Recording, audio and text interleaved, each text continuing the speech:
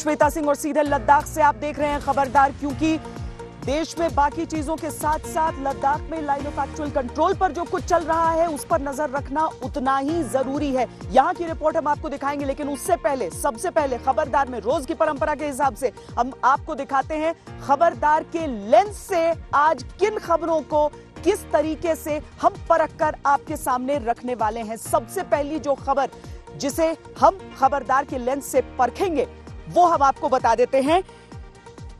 महाराष्ट्र की उद्धव सरकार से अभिनेत्री कंगना रनौत की जंग का आज का एपिसोड हम आपको दिखाएंगे। कंगना आज राज्यपाल भगत सिंह कोश्यारी से मिलने गई थी। कंगना के इस तेवर का विश्लेषण करने वाले हैं। आमतौर पर जब किसी राज्य में सरकार से विपक्ष की तनातनी होती है तो मामला राजभवन की चौखट तक पहुंचता है। ऐसे में क्या कंगना महाराष्ट्र में विपक्ष की नेता जैसे अंदाज दिखा रही हैं? विश्लेषण नंबर 2, बड़ी खबर यह कि कंगना से चल रही आर पार के बीच महाराष्ट्र के मुख्यमंत्री उद्धव ठाकरे आज मीडिया के सामने आए। अपनी प्रेस कॉन्फ्रेंस में उन्होंने कंगना पर ज्यादा कुछ तो नहीं बोला, लेकिन यह जरूर कहा कि मेरी खामोशी मेरी कमजोरी नहीं है। मुख्यमंत्री उद्धव राज्य के मसलों पर अपनी बात रखते गए, लेकिन आज ही शिवसेना के सामना के जरिए न सिर्फ कंगना बल्कि अक्षय कुमार जैसे अभिनेताओं पर भी निशाना साधा गया, उनकी चुप्पी पर निशाना साधा गया। इसका विश्लेषण भी हम आपके लिए करेंगे। दिल्ली हिंसा पर विस्फोटक दावा हमारा विश्लेषण नंबर 3 है। फरवरी में हुई दिल्ली हिंसा की जांच को लेकर मामला गर्मा गया है। दिल्ली हिंसा पर पुलिस की सप्लीमेंट्री चार्जशीट में सीपीएम के महासचिव सीताराम येचुरी, स्वराज अभियान के योगेंद्र यादव समेत राजनीतिक और सामाजिक तौर पर सक्रिय लोगों के नाम है। हालांकि येचुरी और योगेंद्र यादव चार्जशीट में आरोपी के तौर पर नहीं रखे गए, लेकिन हिंसा पर आरोपों से बचे नहीं है और इसीलिए इस पर जोरदार राजनीतिक संग्राम छिड़ गया है।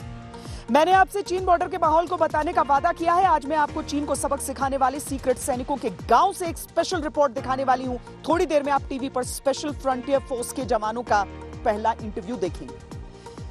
चीन बॉर्डर से एक्सक्लूसिव ये भी है कि एलएसी पर अरुणाचल बॉर्डर से हमने एक एक्सक्लूसिव रिपोर्ट तैयार की है। हम अरुणाचल बॉर्डर से चीनी सेना के अपहरण उद्योग का पर्दाफाश करने वाले हैं।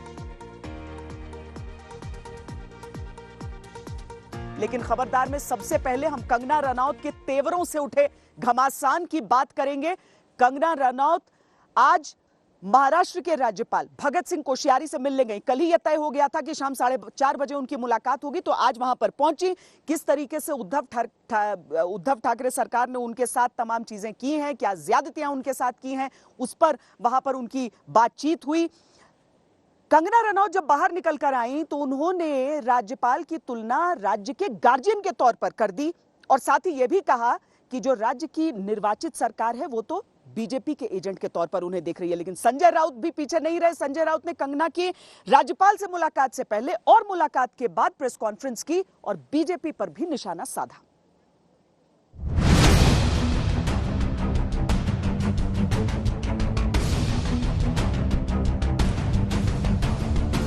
मेरे साथ ऐसा अभद्र व्यवहार हुआ है।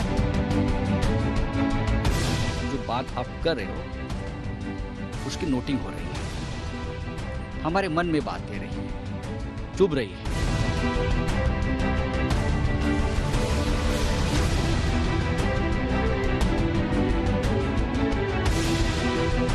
मी बोलत नाही याचा अर्थ असं नाही की माझ्याकडे उत्तर नाही, पण एक मुख्यमंत्री पदाच्या खुर्चीवरती बसलेला आहे। ये उम्मीद करती हूँ कि मुझे न्याय मिलेगा। आप कितने भी साजिश करो, सरकार 5 साल चलेगी। अभिनेत्री कंगना रनौत के तरकश से इन दिनों जितने भी तीर निकल रहे हैं उसका निशाना सीधे महाराष्ट्र की सियासत के सिरमौर उद्धव ठाकरे पर ही है। आज वो उद्धव ठाकरे की शिकायत लेकर महाराष्ट्र के गवर्नर भगत सिंह कोश्यारी के पास पहुंची। बीएमसी की कार्रवाई को गैर कानूनी बताया, शिवसेना पर बदला लेने का आरोप लगाया, खुद के साथ अन्याय होने की बात कही। शाम करीब 4 बजे का वक्त मुकर्रर था और तय वक्त पर कंगना राज्यपाल भगत सिंह कोश्यारी के सामने थी। साथ में उनकी बहन रंगोली चंदेल भी थी। तस्वीरों से यही जाहिर हो रहा है कि बातचीत खुशनुमा माहौल में हुई, लेकिन तस्वीरों में जो दिख रहा है मामला उससे ज्यादा संजीदा है। 45 मिनट की मुलाकात में कंगना रनौत ने राज्यपाल भगत सिंह कोश्यारी से तमाम बातें कही होंगी, लेकिन जब बाहर आई तो शिवसेना पर कुछ नहीं बोला, बल्कि खुद के अन्याय की बात कही और इंसाफ की मांग की। I had a meeting with his excellency the governor of Maharashtra Bhagat Singh Koshyari, और मैंने उनसे मुझे जो भी मेरे साथ अन्याय हुआ है उसके बारे में बात की। वो हमारे सबके गार्डियन हैं यहाँ पे, एंड जिस तरह से मेरे साथ सुलूक हुआ है उस बारे में मैंने वही बात की, वही हमारी आज ब्रीफ जो भी मीटिंग हुई उसके बारे में मैंने उन्हें बताया, एंड आई होप कि justice be given to me. Shiv Sena इस मुलाकात के पीछे बीजेपी की सोची समझी राजनीति देख रही है। संजय राउत ने कहा, हम तैयार हैं, सरकार को परेशान करने की कोशिश होती रहेगी। अगर हमको यहाँ सरकार चलानी है, हम चलाएंगे इस प्रकार से, तो हमको इस प्रकार की तकलीफें होगी। गवर्नर हाउस से होगी, केंद्र सरकार से होगी, अपोजिशन से होगी। मैंने आपको पहले भी कहा है, जब से महाराष्ट्र में सरकार बनी है तब से ऐसा एक दिन भी नहीं गया कुछ लोगों के घर में, दफ्तरों में, कि सरकार के खिलाफ साजिश नहीं हुई। छोटे छोटे मुद्दे, छोटी छोटी बातों के ऊपर पकड़कर, किसी का बयान को पकड़कर सरकार के खिलाफ कोई आंदोलन करे या कोई बयान दे या कोई दिल्ली से कोई ताकत लगा दो। लेकिन हमने उसकी हमारी तैयारी हम मेंटली हमने बना दी है। हमको 5 साल तक ये झेलना पड़ेगा। लेकिन मैं आपको बता दूं, आप कितने भी साजिश करो, सरकार 5 साल चलेगी। आप शिवसेना का इशारा समझ गए होंगे। वो मान रही है कि हर खेल के पीछे बीजेपी है। राज्यपाल से मिलने से करीब 2 घंटे पहले 2:26 पर कंगना ने संजय राउत पर जोरदार हमला बोला था। बीजेपी से समर्थन मांगने के संजय राउत के आरोपों का जवाब देते हुए कंगना ने लिखा, वाह, कितना दुर्भाग्यपूर्ण है कि बीजेपी एक ऐसे शख्स को बचा रही है जिसने ड्रग माफिया की पोल खोली। इसकी जगह बीजेपी को शिवसेना नेताओं का मेरा मुंह तोड़ने, लिंच और रेप कर देना चाहिए। नहीं संजय जी, उनकी हिम्मत कैसे हुई माफिया के विरोध में खड़ी एक युवा लड़की को बचाने की। दोनों ओर से हमले, तंज और तीखे बयानों का दौर जारी है। संजय राउत के नपे तुले शब्दों पर गौर करिए, उसमें धमकी भी है और बीजेपी पर निशाना भी। हम सुनेंगे, हम बोलेंगे नहीं, लेकिन हर बात का हम नोट करेंगे, नोटिंग करेंगे और देख रहे हैं कि कौन सी पार्टी देश को और महाराष्ट्र के बारे में क्या सोचती है, उनकी सोच कितनी बुरी है। क्यों? क्योंकि आपकी सत्ता हाथ से चली गई, इसलिए आप एक सब तमाशा कर रहे हो। कंगना के बहाने सामना में आज शिवसेना ने बॉलीवुड को भी निशाने पर लिया। अक्षय कुमार का तो बाकायदा नाम लेकर शिवसेना ने मुखपत्र में लिखा कि जब कोई मुंबई को पाकिस्तान बता रहा है तो बॉलीवुड से कोई विरोध क्यों नहीं हो रहा। संपूर्ण नहीं तो कम से कम आधे हिंदी फिल्मी उद्योग को मुंबई के अपमान के विरोध में आगे आना चाहिए था। कंगना का मत पूरे फिल्म उद्योग का मत नहीं है, ऐसा कहना चाहिए था। कम से कम अक्षय कुमार आदि बड़े कलाकारों को तो सामने आना ही चाहिए था। मुंबई ने उन्हें बहुत कुछ दिया है, मुंबई ने हर किसी को दिया है। सुशांत केस को लेकर शुरू हुई ये जंग अब कितनी सियासी हो चुकी है, छोटी से छोटी बातें भी इसका इशारा बनती जा रही हैं। ये चर्चा भी आम है कि बिहार में राजपूत और क्षत्रिय वोट साधने के लिए बीजेपी कंगना के पीछे पूरी ताकत से खड़ी है। मुंबई से मौसमी सिंह, कमलजीत संधू, विद्या और अमित त्यागी के साथ आज तक ब्यूरो। अच्छा, इस दौरान बहुत कुछ हुआ है। एक तो कंगना वाला मामला हुआ है जिस पर उद्धव ठाकरे ने कुछ नहीं कहा था। दूसरा, पूर्व नेवी अफसर के ऊपर जिस तरीके से हमला किया सैनिकों ने और उसके बाद उनकी गिरफ्तारी होकर उनकी रिहाई अचानक हो गई, तो ये सारे मुद्दे विवाद का बहुत बड़ा कारण बन रहे थे। आखिरकार आज उद्धव ठाकरे ने अपनी जुबान खोली और 40 मिनट तक बोले। क्या क्या उन्होंने कहा है वो हम आपको बताते हैं रिपोर्ट दिखाने से पहले। उद्धव ठाकरे ने यह कहा कि मुंबई को बदनाम करने की साजिश हो रही है। उन्होंने कहा कि मेरी खामोशी को कमजोरी न समझें, सियासी साइक्लोन में झेलता रहा हूं। उद्धव ने आज किसानों की बात की, गरीबों की बात की, कोरोना की बात की, लेकिन उन्होंने न ही कंगना विवाद पर कुछ बोला, न ही पूर्व नेवी अफसर से शिवसैनिकों की गुंडागर्दी पर मुंह खोला। सुशांत केस पर भी उद्धव ठाकरे चुप ही रहे। उद्धव ठाकरे की इस चुप्पी का मतलब आखिर क्या है? क्या वो खामोश रहते हुए सामने वालों को कुछ संकेत देना चाहते थे, या फिर इस खामोशी के पीछे वो इस बात को छुपाना चाहते थे कि शायद कोई तर्क नहीं है? इसका पूरा विश्लेषण इस रिपोर्ट में देखिए।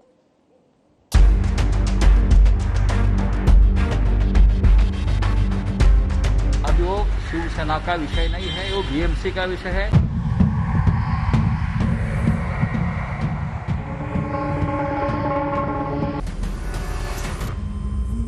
फ्रीडम ऑफ स्पीच तो महाराष्ट्र में तो हम देख रहे हैं कि 1 साल से है ही नहीं। बहुत इंतजार था कि जब कभी भी महाराष्ट्र के मुख्यमंत्री उद्धव ठाकरे सामने आएंगे तो अपने जाने माने अंदाज के मुताबिक खुलकर बोलेंगे। कंगना रनौत पर चुप्पी टूटेगी, नेवी अफसर से शिव सैनिकों की मारपीट पर कुछ तो बोलेंगे, रिया चक्रवर्ती के ड्रग कनेक्शन पर मुंबई पुलिस की घोर चुप्पी पर भी सीएम का मौन खत्म होगा। लेकिन अपने 38 मिनट के भाषण में सीएम उद्धव ठाकरे ने तमाम विवादित मुद्दों पर चुप्पी साधना ही ठीक समझा।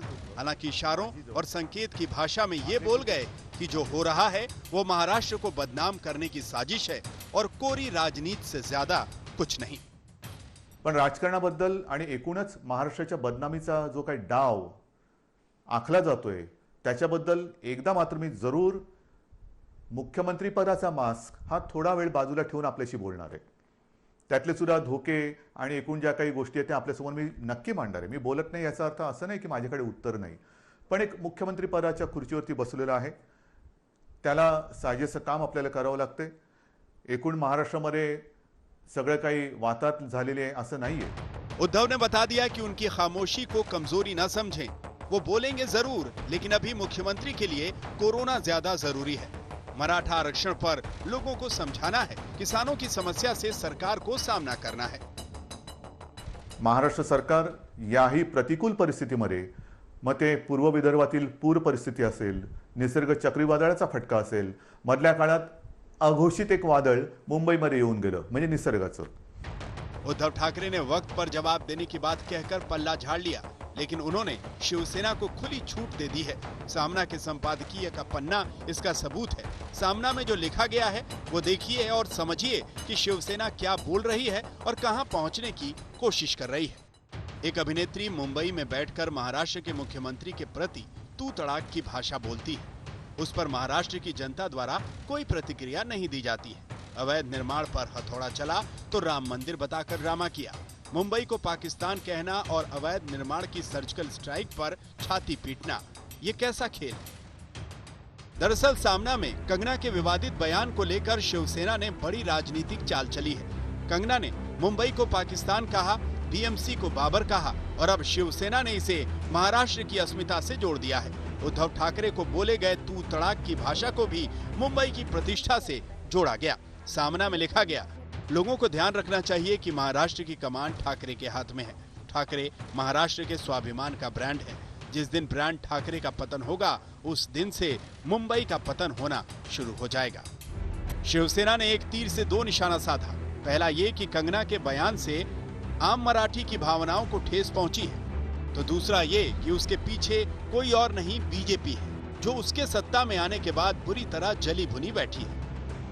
अगर वो चाहते हैं कि ऐसे सब करने से हमारी सरकार ढीली पड़ जाएगी या टूट जाएगी हम लोग, ऐसा नहीं है। हम बहुत मजबूत मन के आदमी हैं। हमारे मन की बात भी ऐसी निकल के आती है कभी कभी, तो उसकी रिएक्शन हो जाती है। आप करते रहिए इस प्रकार के कारनामे हमारे खिलाफ, पार्टी के खिलाफ, सरकार के खिलाफ, राज्य के खिलाफ, मुंबई के खिलाफ, हम उतने मजबूत होते जा रहे हैं कि ये जानबूझकर साजिश महाराष्ट्र के खिलाफ हो रही है। लेकिन कंगना विवाद के बीच में शिव सैनिकों ने एक पूर्व नेवी अफसर को बुरी तरह पिटाई की तो सरकार के खिलाफ आक्रोश भड़का। शिवसेना बैकफुट पर गई। यहाँ मराठी अस्मिता से जोड़ने का सवाल नहीं था तो संजय राउत ने नया सवाल उठा दिया।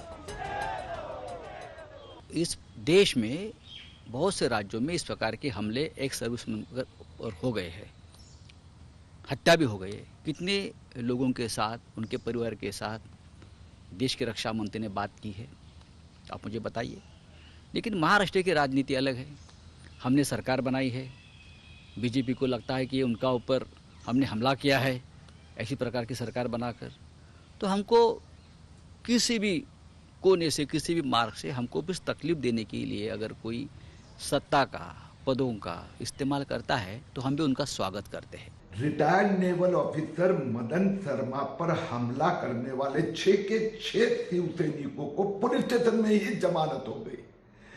वाह, क्या नौटंकी है ठाकरे सरकार की।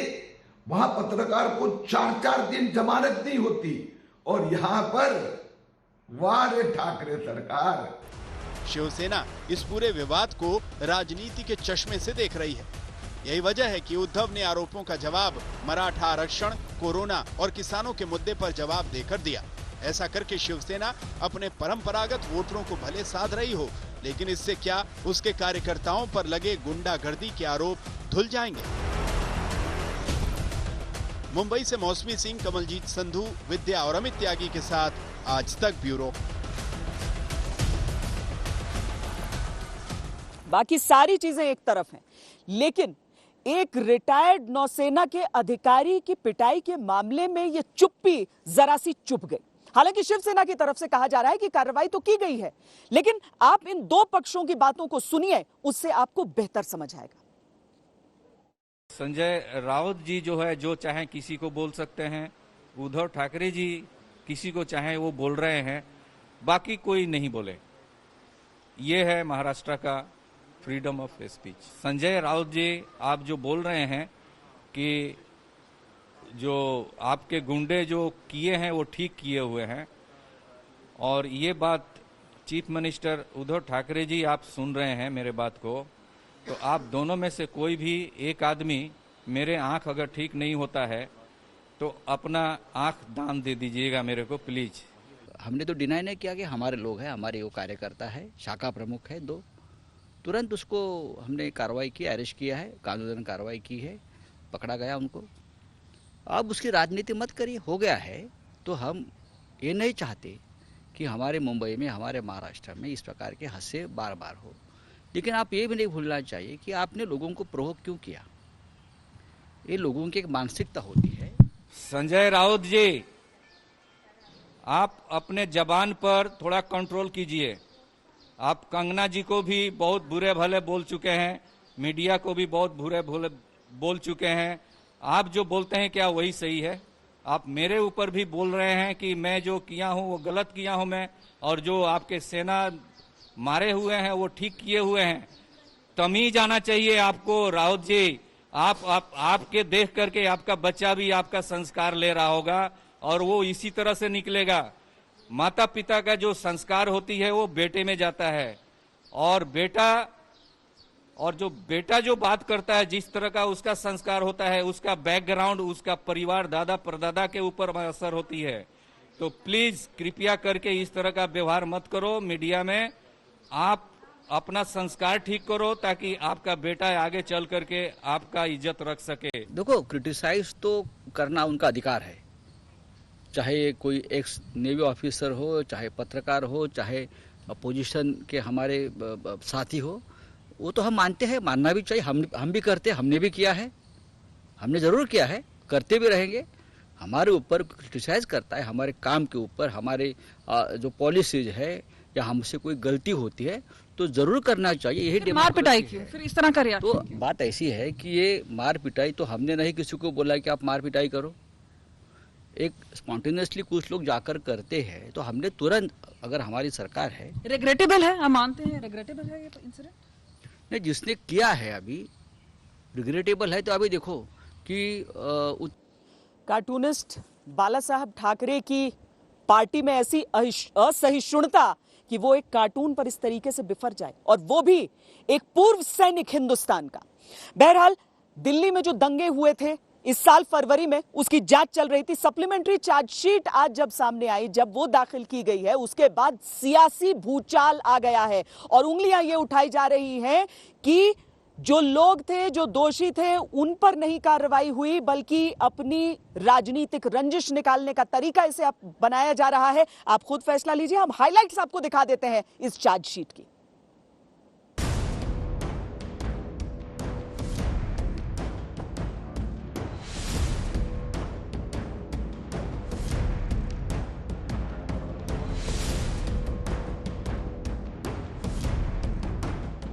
फरवरी की दिल्ली हिंसा पर राजनीति का पार्ट 2 शुरू हो गया है। इस बार वजह बनी है दिल्ली हिंसा पर पुलिस की सप्लीमेंट्री चार्जशीट। इस सप्लीमेंट्री चार्जशीट में पुलिस ने सीपीएम के महासचिव सीताराम येचुरी का नाम लिखा है। आरोप पत्र में स्वराज अभियान संगठन खड़ा कर राजनीतिक दल बनाने वाले एक्टिविस्ट योगेंद्र यादव का नाम है। नाम है दिल्ली यूनिवर्सिटी के प्रोफेसर अपूर्वानंद का। नाम है जेएनयू के प्रोफेसर और अर्थशास्त्री जयति घोष का। साथ ही पुलिस की चार्जशीट में नाम है डॉक्यूमेंट्री फिल्म निर्माता राहुल रॉय का।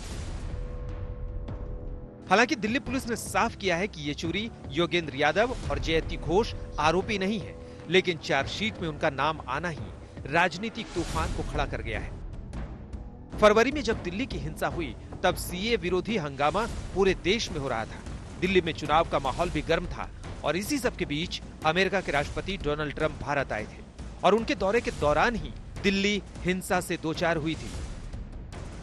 दिल्ली में हिंसा भड़कने के ऐन पहले सीए विरोधी जाम को खाली करवाने के लिए दिल्ली बीजेपी के नेता कपिल मिश्रा का ये बयान सुर्खियों में आया था। सीसीपी साहब हमारे सामने खड़े हैं। मैं आप सबके बिहाफ पे ये बात कह रहा हूँ, ट्रंप के जाने तक तो हम शांति से जा रहे हैं, लेकिन उसके बाद हम आपकी भी नहीं सुनेंगे अगर रास्ते खाली नहीं हुए तो। ठीक है। बीजेपी के विरोधियों का एक वर्ग दिल्ली हिंसा के लिए कपिल मिश्रा के इसी बयान को आज तक जिम्मेदार ठहराता है, लेकिन दिल्ली पुलिस की जांच हिंसा की वजहों की एक अलग ही तस्वीर पेश करती है। जिस सप्लीमेंट्री चार्जशीट में येचुरी और योगेंद्र यादव जैसे लोगों का नाम है, वो दिल्ली हिंसा मामले में गिरफ्तार 3 आरोपियों के इकबालिया बयान के आधार पर दाखिल की गई है। ये 3 आरोपी हैं पिंजरा तोड़ ग्रुप की सदस्य और जेएनयू की छात्राएं देवांगना कलिता और नताशा नरवाल, साथ ही जामिया मिलिया इस्लामिया की छात्रा गुलफिशा फातिमा। ये तीनों आरोपी छात्राएं यूएपीए कानून के तहत जेल में बंद हैं। पुलिस की चार्जशीट कहती है कि तीनों ने कबूला है कि किस तरह एक राजनीतिक साजिश के तहत हिंसा की एक तरह से स्क्रिप्ट लिखी गई। चार्जशीट के दावों के मुताबिक गुलफिशा फातिमा ने पुलिस को दिए बयान में कहा है कि सीताराम येचुरी और योगेंद्र यादव जैसे बड़े नेता भीड़ को उकसाने के लिए आने लगे थे। चार्जशीट में गुलफिशा के बयान के हवाले से लिखा गया है कि प्रोफेसर अपूर्वानंद ने कहा था कि जेसीसी यानी जामिया कोऑर्डिनेशन कमेटी दिल्ली में 20 से 25 फरवरी के बीच आंदोलन करवा रही है। आंदोलन का मकसद सरकार की छवि को ऐसे दिखाना है कि वो मुसलमानों के खिलाफ है। ये तभी होगा जब सीए विरोध की आड़ में हिंसा हो। जामिया की छात्रा गुलफिशा के बयान में भीम आर्मी के नेता चंद्रशेखर, यूनाइटेड अगेंस्ट हेट के एक्टिविस्ट और पूर्व जेएनयू छात्र उमर खालिद, वकील महमूद प्राचा, पूर्व विधायक मतीन अहमद और आप विधायक अमानतुल्लाह खान का नाम भी है। पुलिस ने चार्जशीट के जरिए कोर्ट में बताया है कि जेएनयू छात्राओं देवांगना कलिता और नतीशा नरवाल ने कहा है कि उन्होंने दिसंबर 2019 में दरियागंज का विरोध और 22 फरवरी को जाफराबाद का चक्का जाम जयति घोष, अपूर्वानंद और राहुल रॉय के कहने पर आयोजित करवाया। एक ही जैसी भाषा में कोर्ट में रखे गए दोनों के इकबालिया बयान के मुताबिक देवांगना कलिता और नताशा नरवाल ने अपने बयान में कहा है कि जयति घोष, अपूर्वानंद और राहुल रॉय ने सीए के विरोध के लिए किसी भी हद तक जाने को कहा था। हालांकि ये अभी आरोपियों के बयान भर है। कोर्ट में इन बयानों को सबूत के तौर पर पेश नहीं किया जा सकता। दिल्ली पुलिस के बयान में भी साफ कहा गया है कि इकबालिया बयान रिकॉर्ड किया गया है। कोई सिर्फ इकबालिया बयान के आधार पर आरोपी नहीं बनता। सबूत मिलने पर ही आगे की कानूनी कार्रवाई होगी। मामला अभी कोर्ट में है। लेकिन ऐसे विस्फोटक दावों वाली ये चार्जशीट ऐसे समय में आई है जब सोमवार से संसद का सत्र शुरू हो रहा है। तंसीम हैदर के साथ हिमांशु मिश्रा, दिल्ली आज तक। तो दिल्ली पुलिस की ये जो सप्लीमेंट्री चार्जशीट है उसमें तमाम राजनीतिक नामों को अगर हम देखें तो सबसे बड़ा नाम जो है वो सीताराम येचुरी का आता है। अब येचुरी सीधे तौर पर आरोपी तो नहीं है, लेकिन जिस संदर्भ में नाम जोड़ा गया है उनका, तो उनका जो स्टेटमेंट है वो हम आपको बता देते हैं। येचुरी ने कहा कि दिल्ली पुलिस बीजेपी की केंद्र सरकार और गृह मंत्रालय के नीचे काम करती है। उसकी अवैध और गैर कानूनी हरकतें बीजेपी के शीर्ष राजनीतिक नेतृत्व के चरित्र को दर्शाती हैं। वो विपक्ष के सवालों और शांतिपूर्ण प्रदर्शन से डरते हैं और सत्ता का दुरुपयोग कर हमें रोकना चाहते हैं। सीताराम येचुरी की तरफ से ये बातें की गई हैं। तीखा प्रहार, तीखा पलटवार एक तरह से कहें, चूंकि सप्लीमेंट्री चार्जशीट में सीताराम येचुरी का नाम आ चुका है। लेकिन एक तरफ सीताराम येचुरी का नाम है, दूसरी तरफ योगेंद्र यादव का नाम है। अब योगेंद्र यादव का नाम जब इसमें सामने आया, हर तरफ से राजनीतिक रंजिश की बात तो हो रही थी। योगेंद्र यादव ने कहा कि ये सिर्फ एक चुटकुला है। दिल्ली पुलिस ने एक सप्लीमेंट्री चार्जशीट दाखिल की है जो फरवरी में दिल्ली में दंगों हुए थे उससे रिलेटेड। उसमें एक आरोपी के बयान में आपका नाम आया है। मतलब मेरा नाम दिल्ली पुलिस द्वारा डलवाया गया है। देखिए ये बयान क्या होते हैं। ये कोई किसी गवाह ने मजिस्ट्रेट के सामने दिया, ईमानदार गीता पे शपथ लेके दिया बयान नहीं है। ये पुलिस की अपनी रिकॉर्डिंग है कि हमें किसी व्यक्ति ने क्या बताया, इसके नीचे उन्होंने साइन करने से भी इनकार कर दिया है। ये वो बयान है। मैं समझता हूं ये तो अभी सिर्फ एक चुटकुला है, पूरा कॉमेडी शो आना अभी बाकी है। लोगों का मन सुशांत राजपूत और कंगना रनौत की कहानी से अब थकने लगा है। अब नई कहानी की जरूरत है और आप देखिएगा, अब आपको नए नए षड्यंत्र बताए जाएंगे, व्हाट्सएप के छुपे हुए मैसेज दिखाए जाएंगे और वो वीडियो जो सारी दुनिया को हमेशा उपलब्ध थे वो नहीं दिखाए जाएंगे। आज भी मेरी एक एक स्पीच पब्लिक में है। आप एक सेंटेंस तो निकाल दीजिए जिसमें मैं हिंसा की बात कर रहा हूं, उकसा रहा हूं, भड़का रहा हूं। तो दिल्ली पुलिस की ये जो सप्लीमेंट्री चार्जशीट है उस पर समूचा विपक्ष भड़क रहा है और समूचा विपक्ष एक सुर में केंद्र सरकार पर प्रहार कर रहा है। कांग्रेस पार्टी की तरफ से भी तीखी प्रतिक्रियाएं आई हैं। वहां से पी चिदम्बरम ने अपनी तरफ से इस सप्लीमेंट्री चार्जशीट को लेकर यहां तक कह दिया कि इस चार्जशीट को देखकर ऐसा लगता है कि पुलिस ने आपराधिक न्याय व्यवस्था का मजाक बना दिया है। तो हर तरफ से सारी पार्टियां भारतीय जनता पार्टी पर प्रहार कर रही हैं, दिल्ली पुलिस की इस जांच पर और इस सप्लीमेंट्री चार्जशीट पर सवाल उठा रही हैं। लाइन ऑफ एक्चुअल कंट्रोल पर भारत की ये रणनीति रही है कि हम ऊंचाई वाले इलाकों में अपना नियंत्रण बनाएं और बनाए रखें। जब हमने इसकी कवायद शुरू की तो भारत के चंद ऐसे वीरों का नाम सामने आया जो मुमकिन है किसी ने पहले सुना नहीं था। ये स्पेशल फ्रंटियर फोर्स के जवान थे। बाद में पता चला, देखिए, एक विकास रेजिमेंट है जिसकी मूवमेंट के बारे में भारतीय सेना तक को पता नहीं रखता है, जो सीधे प्रधानमंत्री को देश के रिपोर्ट करती है। आज मैं लद्दाख में एक ऐसे गांव में गई जहां के हर एक घर से कम एक व्यक्ति इस स्पेशल फ्रंटियर फोर्स का हिस्सा या तो रहा है या फिर आज है। देखिए मेरी ये एक्सक्लूसिव रिपोर्ट।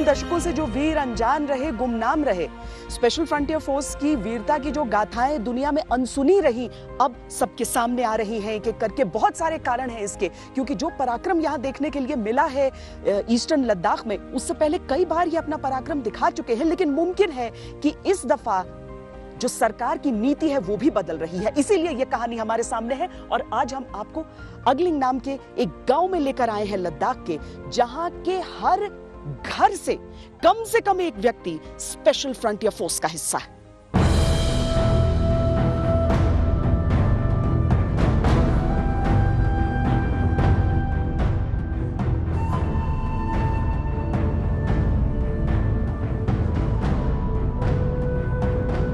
और इसी गांव में वो पहले व्यक्ति भी हैं जो स्पेशल फ्रंटियर फोर्स का हिस्सा बने, यानी जो शुरुआत से जुड़े रहे इस फोर्स के साथ। पहले सीक्रेट रहता था हमेशा, और अब जो है वो सबको पता चल रहा है विकास रेजिमेंट के बारे में। तो ये सीक्रेट पहले रहता था, अब पता चल रहा है। अब आपको लग रहा है मोराल बहुत बढ़ रहा होगा सब जो फाइटर्स हैं। हाँ, ये जो अभी आजकल जो जैसे जो है ना, हम लोग जो कम जो है ना काफी जो है किया हुआ है इंडिया फौजों के साथ, सब कुछ काम में अब हो गया था, लेकिन फिर भी ये खोला करके नहीं बोल सकता है उसी टाइम। आजकल तो थोड़ा बहुत खोल करके बताता है ना, तो फिर हमें भी ऐसे बोलते हैं, नहीं तो मैं इसे बोलने वाला नहीं था। वरना वाकई यहाँ पर कोई भी इस सीक्रेट फोर्स के बारे में नहीं बताता है। आपने सर किस साल में ज्वाइन किया? मैंने 62 में ज्वाइन किया था। अच्छा, 62 में ही, जब पहली बार आप लोगों को ये भी लगा कि आपके साथ गलत किया है चाइना ने। आज चाइना क्यों डरता है एसएफएफ से? चाइना इसलिए डरता है कि वो छोड़ेगा नहीं। हमें जो जितना आदमी बचेगा तब भी हैंड ओवर नहीं करता है। मतलब अपने आखिरी दम तक आप लोग? हाँ, ये लगता है ना। इसी वजह से अभी चाइना ने हिस्सा किया था, उन्हें खुद हमारा मेरा के लिए चाइना 12 सिपाही चाहिए मेरा को लड़ने के लिए। अच्छा, तब तो नहीं लड़ सकता है ऐसे, वो तो खुद चाइना ने बताया था ये 62 में। हाँ, कि मतलब एक एसएफएफ के सोल्जर से लड़ने के लिए इनसे 12 चाइनीज लगते थे, तब भी नहीं कंट्रोल कर पाते। हाँ, तब हाँ हार जाता था।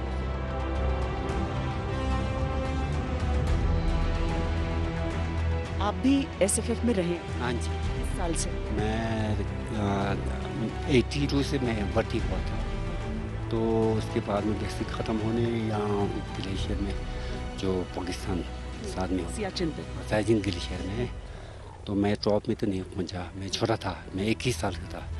तो हम लोग बेसिक ख़त्म हो के आया था, वो 21 आदमी था, तो सब छोटा मैं था। तो बोला अफसर ने बोला तू छोटा है, तो यहाँ बैठ रहा कोई बात। फिर मैं बेस के में बैठा, तो इसके बाद में पे हम तो वहाँ ख़त्म करके इसका हम रिलीव में आए 2 का से, तो मैं वापस चला गया। यहाँ गांव में सब घर में कम से कम एक आदमी होता है?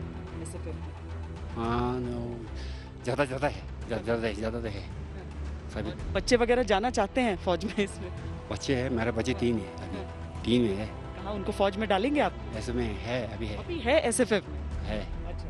हमारे पास 4 बच्चे हैं, सब छोटे लड़की है, ठीक है। तो 12 लड़का 3 है, तीनों फौज में है।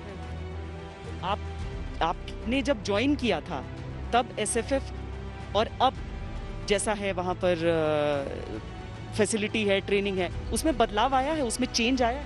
पहले जैसे नहीं, पहले तो बहुत हम लोग तो बहुत वहाँ ग्लेशियर में तो जो पाकिस्तान लड़ाई गया ना, उसमें कपड़ा पहनने के लिए नहीं था, जो छतरी थी ना, पैराशूट, वो बोरे के साथ सिलाई करके पहना था। अच्छा। वहाँ नहीं था इतना फैसिलिटी नहीं, अभी तो पहनने की इतना तो अब सारी फैसिलिटी? हाँ, फैसिलिटी है, उतना नहीं था। एसएफएफ कितना आपको वो लगता है मजबूत है? बहुत मजबूत। हाँ, वो तो बोले होता है गुरिल्ला है, गुरिल्ला ट्रेनिंग है, गुरिल्ला वॉरफेयर परफेक्ट। हाँ जी है। सालों का संघर्ष इन्होंने देखा है, लेकिन अब जिस तरह की चुनौती इनके सामने है, ये उम्मीद कर रहे हैं कि अगर अभी पूर्ण पराक्रम चीन ने हिंदुस्तान का देख लिया, स्पेशल फ्रंटियर फोर्स के इन जवानों का देख लिया, तो निश्चित ही एक बार के लिए पूरी समस्या का निपटारा हो जाएगा। बाकिर चो और कैमरा पर्सन सैयद मोहसिन के साथ श्वेता सिंह, लद्दाख आज तक। चीन के साथ हमारी एक सीमा अरुणाचल प्रदेश में भी लगती है। चीन की हमेशा गंदी नजर अरुणाचल प्रदेश पर रहती है। बयानबाजी तो छोड़िए, अभी कुछ दिन पहले आपको ध्यान होगा जब चीन के कुछ नागरिक भटकते हुए हिंदुस्तान आ गए थे, तो भारतीय सेना ने किस तरीके से उन्हें रेस्क्यू किया था और चीन वापस पहुंचाया था। लेकिन चीन की तरफ से क्या होता है? दरअसल भारत के 5 ऐसे नौजवानों को रिहा तो किया गया, लेकिन उसी के साथ जो सामने आ रही है तस्वीर, वो अपहरण के एक ऐसे काले धंधे की है कि चीन को शर्मसार होना चाहिए। तोच सिंगकम, प्रसाद रिंगलिंग, डोंगतू एबिया, तनु बाकर और नगरू दिरी। 4 सितंबर को अरुणाचल प्रदेश के अपर सुबनसिरी जिले में चीनी सेना ने इन 5 युवकों को अगवा कर लिया था। कई दिनों तक छिपाने के बाद आखिरकार चीन को उन्हें छोड़ना पड़ा, लेकिन अपना गुनाह छिपाने से चीन फिर भी बाज नहीं आया। 5 युवकों को छोड़ दिया गया है। 5 युवक इस समय भारतीय सेना के साथ किबितू के इलाके में हैं। किबितू वो इलाका है जहां लगातार मीटिंग्स होती रही। अगर कभी भी कोई दोनों सेना के कमांडर की मीटिंग होगी तो वहीं होती है। और इन सब के बीच में अब ये 5 युवक भारत तो आ चुके हैं, लेकिन ग्लोबल टाइम्स ने, जैसा आपने बताया, फिर एक बार आरोप प्रत्यारोप के तौर पर ये कह दिया है कि ये 5 भारत के जासूस थे, जो हंटर या फिर शिकारी या फिर युवक के भेष में चीन में भेजे गए थे। भारतीय सेना के लिए पोर्टर और गाइड का काम करने वाले ये युवक जंगल में शिकार के लिए गए थे। उसी समय उनका अपहरण कर लिया गया। इस समूह के 5 युवकों को चीनी सैनिक जबरन अपने साथ ले गए, जबकि 2 युवक किसी तरह बचकर अपने गांव लौट आए। इन दोनों ने ही लापता युवकों के घर में सूचना दी। अरुणाचल में हर रोज ये पोर्टर नई चुनौतियों का और कई चुनौतियों का सामना करते हैं, जहां एक और जान जोखिम में डालकर लगातार इन पहाड़ों के बीच सामान पहुंचाते हैं, तो वहीं दूसरी ओर ऐसे कई इलाके होते हैं जहां ये भी पता नहीं होता कि पहाड़ के उस पार क्या मिलेगा। ऐसे में एक जगह से दूसरी जगह जाना जितना मुश्किल है, तो वहीं दूसरी ओर अपनी जान को बचाकर हर काम को अंजाम तक पहुंचाना उतना ही मुश्किल। सकने से अपना जाएगा, वो नहीं उठ सके तो से अपने गिरेगा तो मर जाएगा, अपना खुद का जानकारी से लेकर जाता है। अरुणाचल प्रदेश के इन 5 युवकों की वतन वापसी से उनके परिवार वाले अब सुकून में हैं। लेकिन अरुणाचल प्रदेश में पोर्टरों के लिए ये कोई नई बात नहीं है। पूर्वजों से हम लोग का ऐसे जगह होता है जहाँ में हम लोग एनुअली या 3-4 साल का बाद में कभी कभी उसमें हम लोग शिकार करता है, क्योंकि कोई लड़का उसी में से अपना जगह को वेरीफाई करने गया है और कोई शिकार के तौर पे कोई उसमें पोर्टर में काम किया है जो आर्मी का साथ में। उसी सिचुएशन में पीएलए का आर्मी लोग वहाँ से पेट्रोलिंग वगैरह करता है, घुसपैठी करता है। उसी समय में वो लड़का लोग को जब मिलता है तो बांध करके किडनैप करके ले जाता। अरुणाचल प्रदेश में इनके जैसे सैकड़ों पोर्टर अपनी जान हथेली पर रखकर कैसे भारतीय सेना का साथ देते हैं, ये जानने और समझने के लिए आज तक की टीम ने कुछ ऐसे पोर्टरों की कठिनाइयों को नजदीक से देखा और महसूस भी किया। इस हैंगिंग ब्रिज का सहारा लेके पोर्टर, स्थानीय निवासी, आसपास के लोग आते जाते भी हैं। चुनौती सिर्फ यहाँ तक नहीं होती, चुनौती ये भी होती है कि अपने साथ इतना सारा सामान लेकर इस बैलेंस को बनाकर इस नदी के ऊपर इस पुल के जरिए पार करना अपने आप में खतरे से खेलने से कम नहीं होता है। इन सब के बीच में जहाँ स्थानीय निवासियों को तो आदत पड़ जाती है, तो वहीं दूसरी ओर अगर मौसम में अगर बारिश हो रही तो हो सकता है आपका पैर फिसलने लगे। कई जगहों पर लकड़ी टूटी हुई भी है, इसलिए आपको हर कदम भांप के, सोच के, देख के रखना पड़ेगा।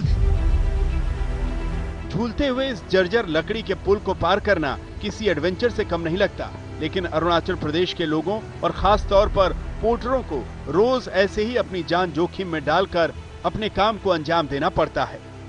दरअसल एक पहाड़ से दूसरे पहाड़ जाने के लिए इस तरह के हैंगिंग ब्रिजेस का इस्तेमाल किया जाता है। चुनौती सिर्फ इस हैंगिंग ब्रिज पर चलना नहीं होता है, बल्कि एक ओर जहां बारिश हो रही हो तो वहीं दूसरी ओर तेज बहती नदी और उसका जल प्रवाह अपने आप में आपको ये बता देगा कि प्रकृति का ये दूसरा चेहरा भी है। 2 पहाड़ों के बीच में आने जाने के लिए इसको एक जरिया का इस्तेमाल किया जाता है। कंधे पर कई किलो का भार और पहाड़ों पर सीधी चढ़ाई के दौरान सिर्फ एक चाकू के जरिए परेशानियों को काटकर आगे बढ़ते हुए तलेन मुशुरू कई वर्षों से इसी तरह भारतीय सैनिकों की मदद के लिए बॉर्डर पर बनी चौकियों तक सामान पहुंचाते हैं। रास्तों की जानकारी होना तो एक बात है, लेकिन उनकी फिटनेस किसी सैनिक से कम नहीं है, और वो जो कर रहे हैं वो भी एक सैनिक के जज्बे से ही कर रहे हैं। और रास्ता में जाने के लिए रास्ता भी ठीक नहीं, और इसमें बहुत खतरनाक बोला साहब है। इंडियन आर्मी का साथ में एकदम बढ़िया से काम करने के लिए जाता है, लेकिन हम लोग का पोर्टर वाला को कंटिन्यू भी पोर्टर नहीं करवा रहे हैं। मैंने कभी करवाता है कभी नहीं करवाता है। 6 महीने का सिर्फ हम लोग का पोर्टर करवा। पहाड़ी इलाकों में सेना का पोर्टर होना भी उतना ही महत्वपूर्ण है जितना कि वहाँ तैनात सैनिक। इन ऊंचे और खतरनाक पहाड़ों पर सैनिकों के लिए ये पोर्टर ही असली मददगार साबित होते हैं। तलेन की तरह ही तकम भी पोर्टर का काम करते हैं। तकम बताते हैं कि वो 5 बार बॉर्डर पर जा चुके हैं। वो कहते हैं कि पोर्टर का काम शुरुआत में अच्छा लगता है, लेकिन बाद में मजबूरी बन जाता है। चाइना को ध्यान में देता है, चाइना आके हम लोग अटेम्प्ट करेगा, हमला करेगा बोल के हम लोग चाइना को होशियार में, इसलिए एक तरफ में डर भी लगता है चाइना को ना। लेकिन हम लोग का इंडिया क्या कर रहा है पता नहीं। हम लोग का आदमी को आके ऐसे चिनके ले जाता है, कुछ भी नहीं करता है। हम लोगों ने सिक्का मारपीट कबीले से खत्म भी कर दिया होगा। ये वो पोर्टर हैं जो ऊंचे पहाड़ी इलाकों में भारतीय सुरक्षा बलों के सामान को पहुंचाने में मदद करते हैं। इसके लिए उन्हें लगातार पहाड़ों पर चढ़ना पड़ता है। 15-15 दिन तक पीठ पर सामान लादकर पहाड़ चढ़ना इनका काम है। कई बार ये लोग रास्ता भी भटक जाते हैं और चीन की सीमा में पहुंच जाते हैं, और कई बार चीनी सैनिकों द्वारा अगवा कर लिए जाते हैं। लेकिन देशभक्ति का जज्बा और भारतीय सेना के प्रति सच्ची भावना इन्हें प्रेरणा देती है। हम ध्यान तो रखता है कि हमारा फौजी वाला हमारा इंडियन आर्मी के साथ में हम लोग काम करता है। इंडियन आर्मी को विश्वास करके हम लोग का इंडियन आर्मी और भी आगे कदम बढ़ाएगा बोल के हम लोग इसका पीछे जाता है। खबरदार में आज के लिए इतना ही। देश और दुनिया की बाकी खबरों के लिए आप देखते रहिए आज तक।